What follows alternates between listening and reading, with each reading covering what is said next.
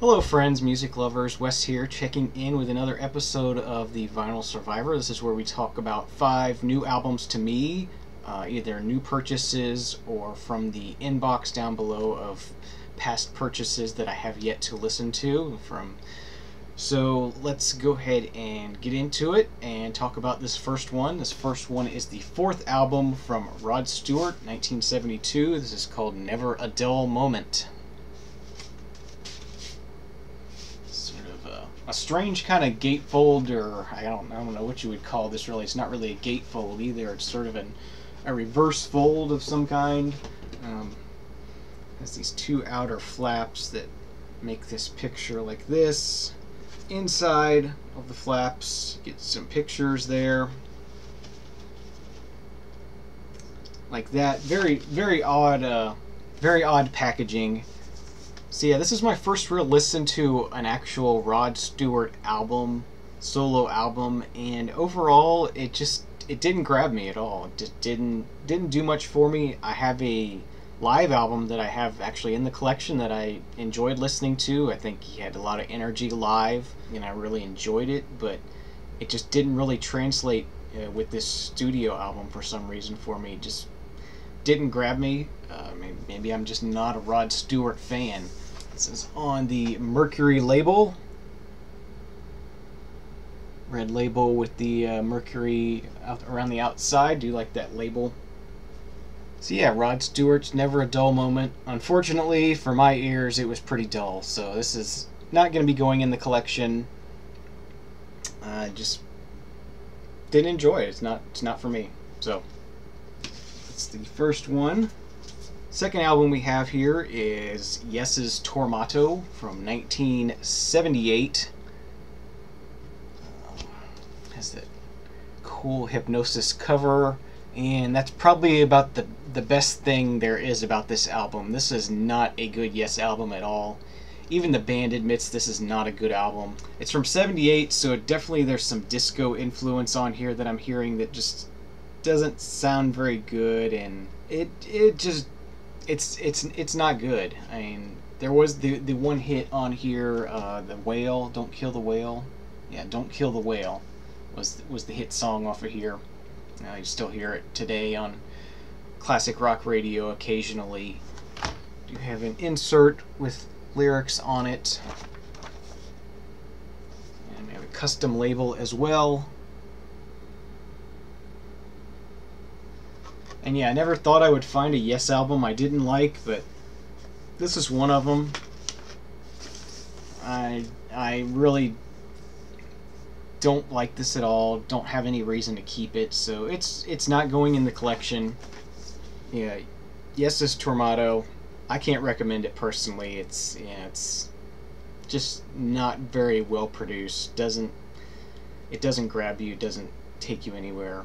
It's not good at all. Alright, next up we have the second studio album from Charles Bradley. This is Victim of Love, released on Daptone just this year, 2013. And if you're not familiar with Charles Bradley, he's sort of a heavy soul singer along the same veins as like a James Brown. Really good music. He's backed up by the Minha Street Band, which is part of Daptone Records, and just overall another great album from him.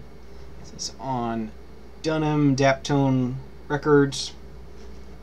So yeah, if you just appreciate some good soul music, this will be an enjoyable listen for you.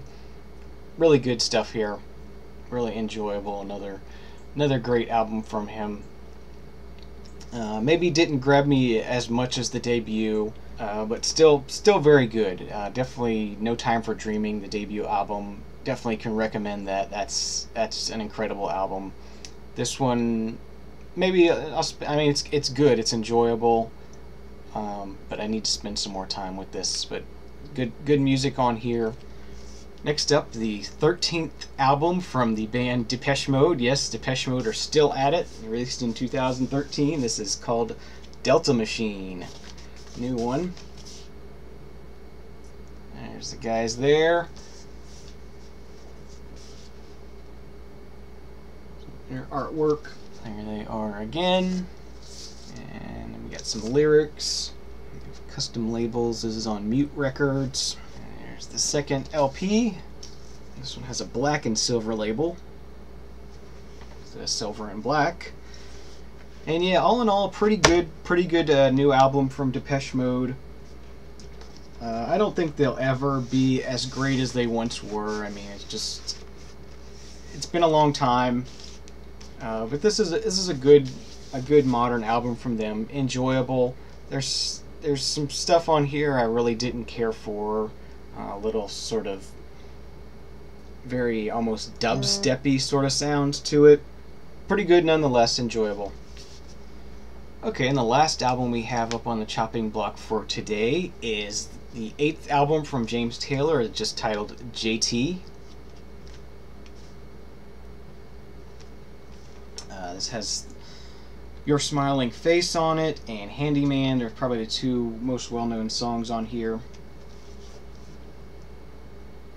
There we go. Didn't even look at this picture before. That's sort of funny. And then some lyrics. Columbia Records. Yeah, really good album from James Taylor. Definitely enjoyed this one. Going in the collection, absolutely good, enjoyable music. Actually started recording this on March 15th, 1977, and that was the day I was born. So this album was born on the same day I was. So that's another episode of the Vinyl Survivor. I want to thank you for watching. Thank you for tuning in. Leave me some comments. Subscribe if you're not subscribed already, and make sure you'll be keeping track of all these Vinyl Survivors in the future. And I want to thank you for watching, and we'll see you again real soon. Cheers.